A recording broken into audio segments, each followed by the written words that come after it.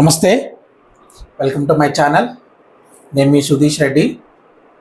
ఈరోజు మనం అందరికీ గణతంత్ర దినోత్సవ శుభాకాంక్షలు. Happy republic day.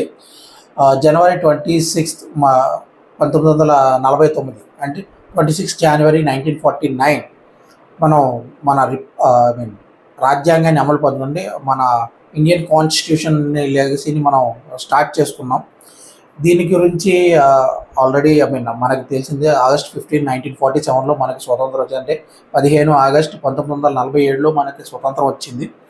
అంతకుముందు 200 సంవత్సరాలు బ్రిటిష్ వారు పాలించారు. అంతకుముందు 300 సంవత్సరాలు మొఘళ్ళు పాలించారు. అంతకుముందు 100 సంవత్సరాలు డచ్ పాలించారు. మొత్తానికి 600-700 సంవత్సరాల స్ట్రగుల్ తర్వాత ఇండియాని మొత్తానికి ఇండియన్స్ పరిపాలించారు అని అనుకున్నాం. కానీ అది తర్వాత ఏమేం జరిగిందో అవన్నీ పక్కన పెట్టుకుంటే, ఫస్ట్ ఆఫ్ ఆల్ ఇది ఎస్పెషల్లీ రాజ్యాంగం గురించి కాబట్టి ఇప్పటివరకు ఈ 75 సంవత్సరాలు అయినాయి అంటున్నారు. 75 సంవత్సరాలు అనుకున్నాం. అండ్ రాజ్యాంగం ఎవరు రాశారో ఏంటో వివిధ వాదాలు ఉన్నాయి. అట్లకి మనం Indian constitution, original Indian constitution తీసుకుంటే దాంట్లో ఉన్న అది యాక్చువల్ బుక్ కాబట్టి 22 కమిటీల్లో 283 మంది ఇండియన్ కాన్స్టిట్యూషన్కి పనిచేశారు. అందులో ఒక బ్రాంచ్కి అంబేద్కర్ గారు అండ్ 8 బ్రాంచ్లకి రాజేంద్ర ప్రసాద్ గారు, ఇంకా వివిధ బ్రాంచ్లకి చాలామంది చైర్మన్స్ ఉన్నారు.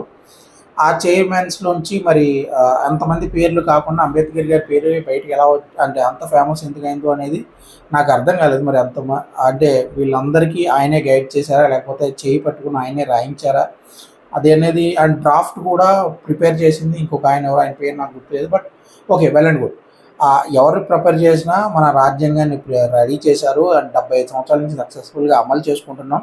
అండ్ అవి దానివల్ల ఏమేమి లాభాలు ఉన్నాయో, ఏమేమి సక్సెస్ ఉన్నాయో అనే దాన్ని మనం చెప్పుకోక్కర్లేదు. ఎందుకంటే ప్రతి రాజకీయ పార్టీ పొద్దున్న లేస్తే మనకి నూరు పోసేది ఆయన వాళ్ళు గొప్పలు చెప్పుకోవడానికి చెప్పే పదాలు ఇవే కాబట్టి వాటి గురించి మనం ఎక్కువ మాట్లాడుకోవద్దు. సో నాకు 4 పాయింట్లు ఉన్నాయి మన రాజ్యాంగంలో ప్రాపర్గా చేంజెస్ తెచ్చి చేయాల్సిన అవసరం ఉంది అని నాకైతే అనిపించి ఆ 4 పాయింట్ల గురించి చర్చిద్దాం అని అనుకున్నా. సో మొదటి పాయింట్, కులరహిత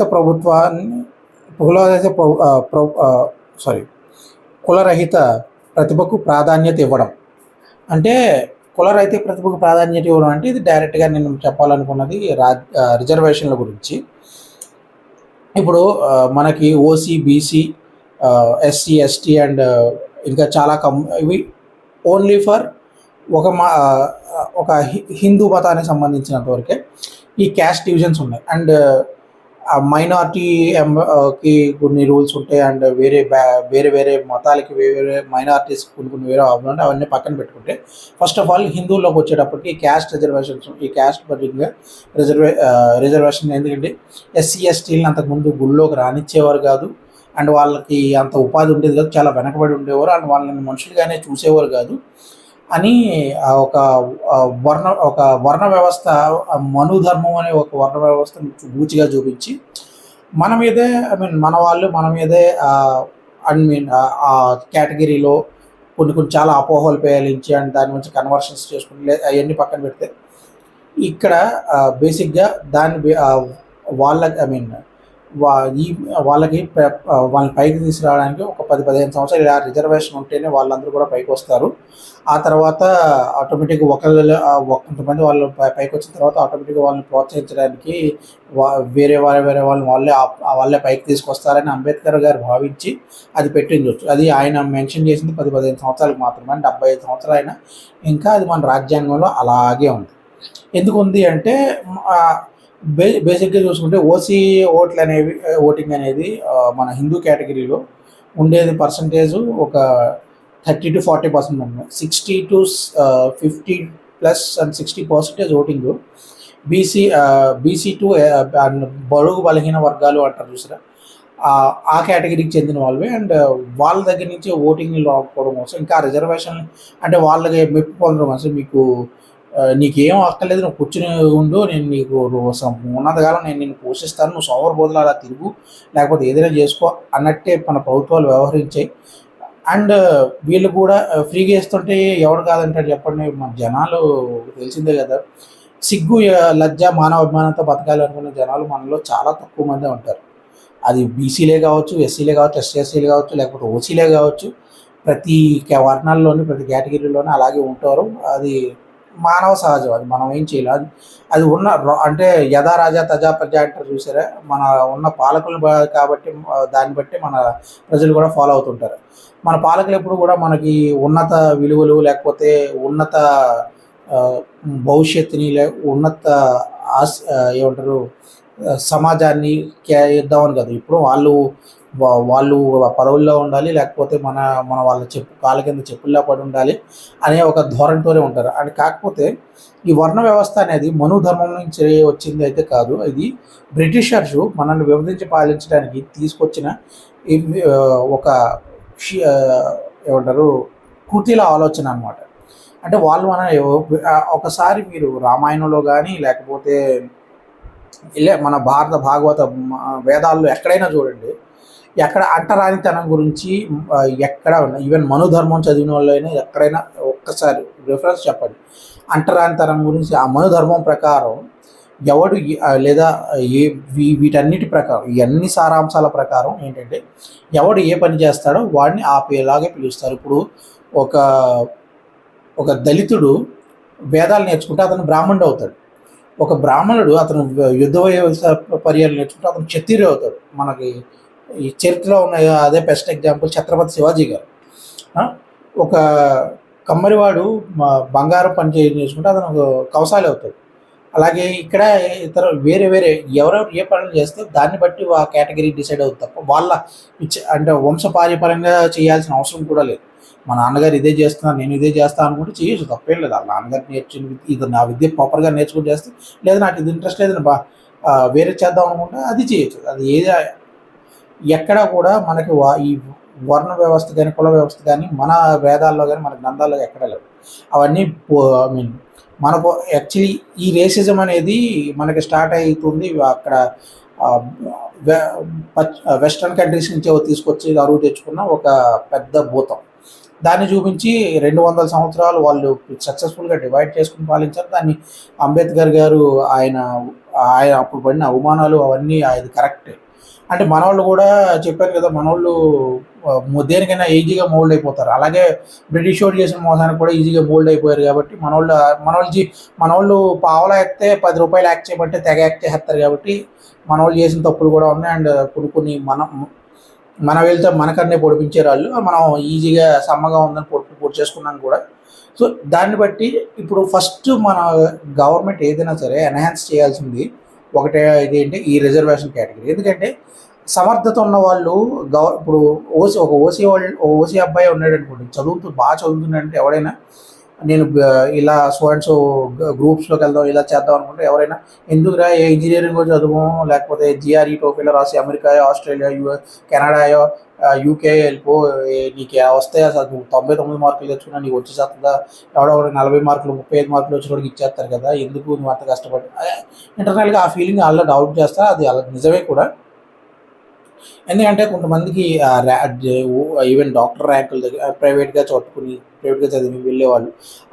అదేంటంటే ఎక్కడైనా సరే చదువు విషయంలో ఈ సామర్థ్యం ఉన్నవాడిని ముందుకు తీసుకెళ్ళాలి తప్ప, లేదు ఒకవేళ ప్రోత్సహించాలి, కరెక్ట్గా చేయాలంటే 70 సంవత్సరాల నుంచి ప్రతి ప్రభుత్వం ఏం చేస్తుంది, ఎక్కడైనా ఈక్వాలిటీ తీసుకొచ్చి ముందుకు తీసుకెళ్ళాలంటే ఒకవేళ వాళ్ళకి ఒక స్టేజ్ ఉన్న విద్యార్థులకి ఇబ్బంది లేకుండా చదువుతున్నారు, వీళ్ళకి ఇబ్బందులు ఉన్నాయి, వీళ్ళు చదవలేకపోతున్నారు అన్నప్పుడు ఈక్వల్ ప్లాట్ఫామ్స్తో స్టార్ట్ చేయాలి. ఈక్వల్ ప్లాట్ఫామ్స్తో స్టార్ట్ చేసినప్పుడు నిజంగా అందులో స్కిల్ ఉంటే ఎవరు అబ్దుల్ కలాం గారిని ఎక్కడి నుంచి వచ్చారు ఆయన, లేదా అబ్దుల్ కలాం గారు కన్నా అంబియార్ గారికి ఉన్న స్టేచర్ గారు ఇవన్నీ ఎక్కువ. బట్ అంబియార్ గారిని ఆయన తయారు చేసిన రాకెట్ ఇప్పటికీ నడుస్తుంది. ఆయన తయారు చేసిన రాకెట్ ఫామ్లోనే మొన్న చంద్రయాన్ కానీ, లేకపోతే అంతకుముందు జరిగిన మార్స్ ప్రయత్నాలు కానీ సక్సెస్ అయ్యాయి. అబ్దుల్ కలాం గారు కూడా ఫస్ట్ రాకెట్ లాంచ్ చేసి మన ఇండియాకి అటమ్ బాంబ్ లాంచ్ చేసిన వ్యక్తి కూడా ఆయన. ఈ 2 కేటగిరీలు ఉన్నాయి. నంబియార్ గారు ఒక మిడిల్ క్లాస్ బ్రాహ్మణ్ ఫ్యామిలీ నుంచి వచ్చి ఎక్కువ స్ట్రగుల్ కాకుండా ఆయన మేధాశక్తి ఉంది. అలాగే అబ్దుల్ కలాం గారు ఒక గ్రౌండ్ లెవెల్ నుంచి వచ్చిన వ్యక్తి. ఆయన చాలా స్ట్రగుల్ అయ్యి కష్టపడి చదువుకొని వచ్చిన వ్యక్తి. బట్ ఇద్దరు స్కిల్ సెట్‌ని మనం కంపేర్ చేసుకుంటే మన ఇండియా గర్వించదగ్గ సైంటిస్టులు అని చెప్పాలి ఇద్దరి గురించి కూడా. అఫ్‌కోర్స్ నంబియార్ గారి గురించి అంతగా ఫేమస్ కాలేదు. ఆయన్ని తొక్కేసిన విషయం మనం మొన్న మాధవన్ గారు తీసిన సినిమా చూస్తే తెలుస్తుంది. అబ్దుల్ కలాం గారి గురించి అందరికీ తెలిసిందే. ఆయన ఒక ప్రెసిడెంట్ కూడా అయ్యారు కాబట్టి. నేను చెప్పేది ఏంటంటే ఎవరికైనా ఒక ఈక్వల్ ప్లాట్‌ఫామ్‌తో స్టడీస్ అనేవి స్టార్ట్ చేయాలి. కానీ అక్కడ ఇండియాలో ఇప్పుడు ఈ 75 సంవత్సరాల్లో అయినా జరగలేదు. 10 సంవత్సరాల నుంచి మోడీ గారి గవర్నమెంట్ ఉన్నా కూడా దాని మీద ఎందుకంటే ఈ ఓటింగ్ సిస్టమ్‌ని డిస్టర్బ్ చేస్తే ఆయన గవర్నమెంటే ఫార్మ్ చేయలేరన్న ఒక ఇది కూడా ఉండొచ్చు. బట్ అది మన్నించే రావాలి. అండ్ ఇలాగే చేసుకుంటే ఎందుకంటే యూఎస్, యూకేలో చూసుకుంటే ఎక్కువగా మనకి ఉన్న మేధావులందరూ అక్కడికి వెళ్ళిపోయారు. నాసాలో కానీ ఇస్రో కన్నా నాసాలో ఉన్న ఇండియన్స్ ఎక్కువ ఉంటారు. అలాగే అక్కడ సీఈఓలుగా కానీ ఎక్కడ చూసినా మన ఇండియన్సే. అండ్ మెయిన్ యూఎస్ రెవెన్యూ కూడా డిపెండ్ అయ్యినది మన ఇండియన్స్ మీదే అక్కడ. అలాంటిది అంటే మనకున్న మేధాశక్తి అంతా బయటికి పంపేసి స్క్రాపర్ అంతా ఇక్కడ నుంచి ఏం చేస్తాం, వీళ్ళు అక్కడ కూర్చొని పొద్దున్న ఎవడైనా ఆఫీస్లోకి వెళ్తా ఏం కావాలి వాళ్ళకి ఏ అంటే బి రాదు, బి అంటే సి రాదు. అలాంటి వాళ్ళు అందరూ టీచర్స్ గాను, లేకపోతే ఈ ఎంఆర్ఓలు గాను, విఆర్ఓలు గాను, లేకపోతే కలెక్టర్లు గాను, లేకపోతే పోలీసులు గాను వచ్చి ఏం సాధిస్తారు చెప్పండి. సో ఒక ప్రాపర్ అడ్మినిస్ట్రేటర్ మనకి ఒక ప్రాపర్ విలువలతో ఏమంటారు ఒక అందమైన భవిష్యత్తు ఉండాలి అంటే ఫస్ట్ తొలగించాల్సింది మన రాజ్యాంగంలోంచి ఈ రిజర్వేషన్. ఓకే, దాని తర్వాత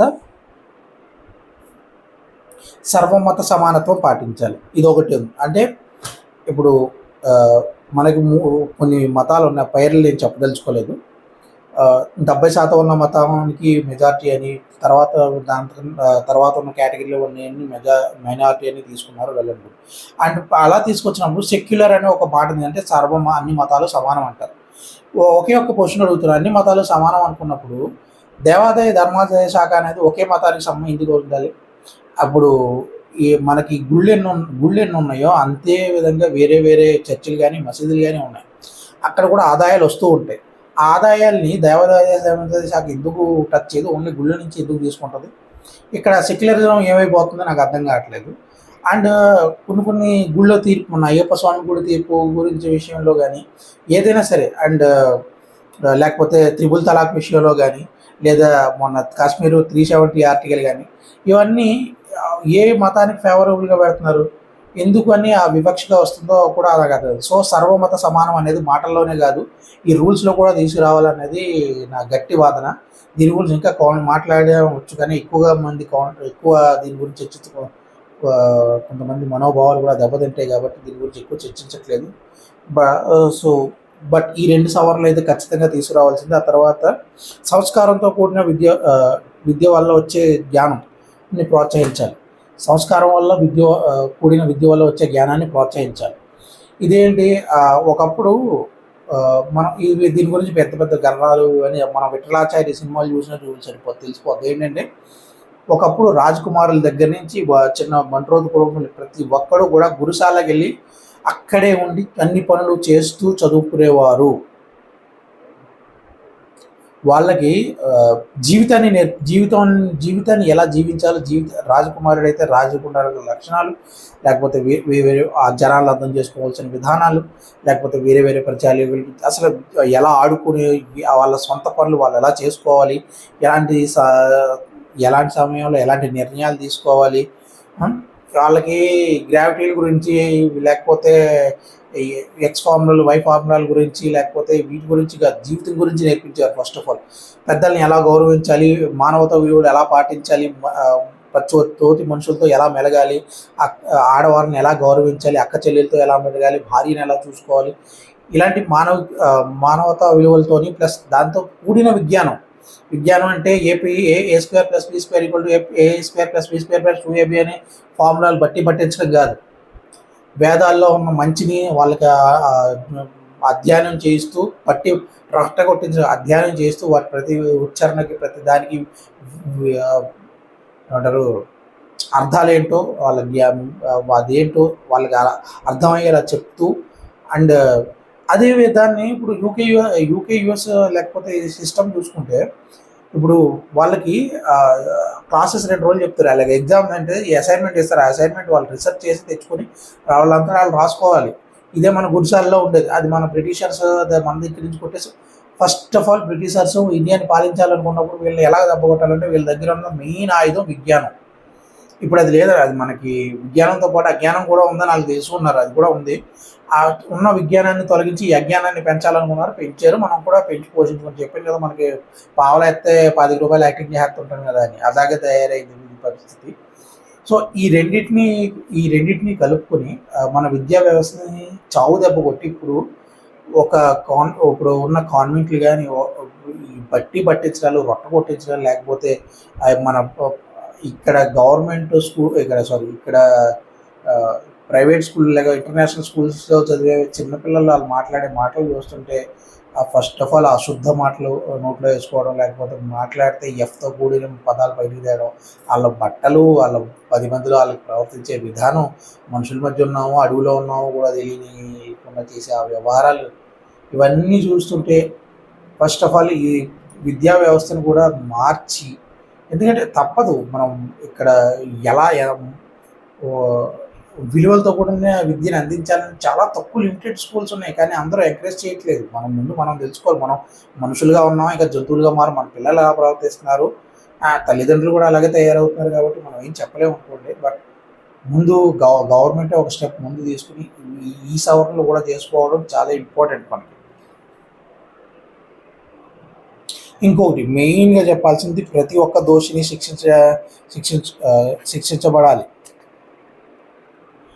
ప్రతి ఒక్క దోషి మనకి రాజ్యాంగం రాసినప్పుడు మనకి చెప్పింది ఏంటంటే 100 మంది దోషులు తప్పించుకోవచ్చు, కానీ ఒక నిర్దోషికి కూడా శిక్ష పడకూడదు. అంటే తప్పించుకుని 100 మంది దోషులు ఏం చేస్తారు, మళ్ళీ జనాల్లోకి తిరుగుతారు, ఇంకో 100 తప్పులు చేస్తారు, లేదా 100 మందిని హింసిస్తారు. అది కాదుగా జరగాల్సింది. ఒక నిర్దోషి తప్పించుకోకూడదు, ఒక దోషి తప్పించుకోకూడదు. ఒక నిర్దోషి శిక్ష పడకూడదు, ఒక దోషి తప్పించుకోకూడదు. అప్పుడే సమానం జరుగుతుంది. ఎవరు రాశారో నాకు ఇప్పటికీ అర్థం కాలేదు. కానీ ఈ ఒక్క దీనివల్ల మన సమాజంలో చాలా వరకు కూడా ఏమంటారు, హింస పెరగడానికి, లేకపోతే విచ్చలవిడితనం రావడానికి, ప్రభుత్వాలంటే భయం లేకుండా పోవడానికి, శిక్షలు అంటే భయం లేకుండా పోవడానికి, లేకపోతే మన లాలో ఉన్న లుసుగులు వెతుకుని ఏదేళ్ళు చేయొచ్చు అని రాజకీయ నాయకుల దగ్గర ప్రతి ఒక్కళ్ళు దాన్ని అడ్వాంటేజ్ తీసుకోవడానికి కారణాలు ఇవే. ఈ నాలుగిటిని మన యాక్చువల్లీ మనకి ఉన్న లోపాలు ఇవి, మన రాజ్యాంగంలో ఉన్న లోపాలు. ఈ 4 లోపాలని మనం సరిదిద్దుకుని ముందుకు వెళ్ళగలిగితే కనుక నిజంగా మోడీ గారు ఇప్పుడు మన ఎకనామీని 3వ స్థానానికి తీసుకెళ్తా అంటున్నారు కదా.